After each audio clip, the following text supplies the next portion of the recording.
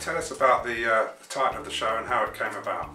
The title of the show is a reminder for me to be more spontaneous with the drawings that I'm doing for this specific show. I didn't want to turn in sort of carbon copies of stuff I've done in the past. Put a bit of fun back into my drawing and my day in the studio, make everything really spontaneous and push the pen as far out as I possibly can.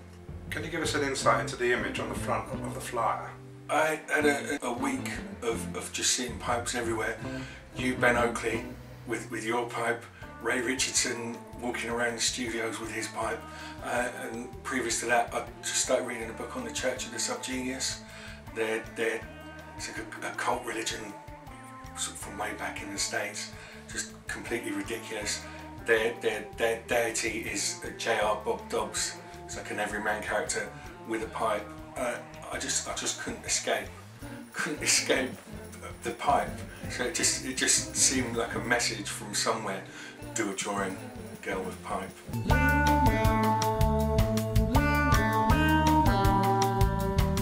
You have a very recognisable style. How long has it taken you to realise it? I'd say 42 years from year zero to now.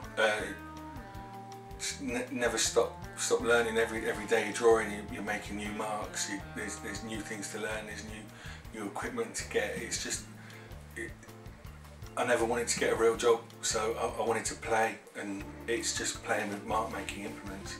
So I don't think I've cracked it. I'm just obsessively kind of need to draw, need to make marks. What or who gets you excited creatively? It's a real extensive list from photographers like Helmut Newton, illustrators like Eric Stanton, Charles Keeping, artists like Egon Schiele, Gustav Klimt, Alan Jones, Francis Bacon. There's always something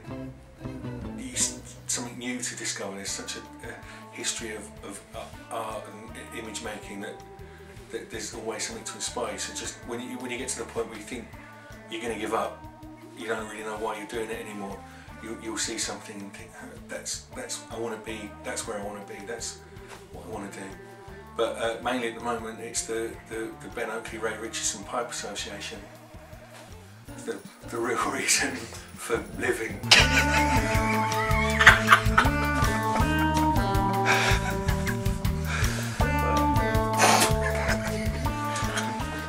What establishment, museum or national gallery would you like to see your work hanging in? Definitely the Royal Academy of Arts. My dad used to work there. He worked there for a very long time. It's a big part of his life, a big part of our lives growing up. It just put a wry little smile on his face.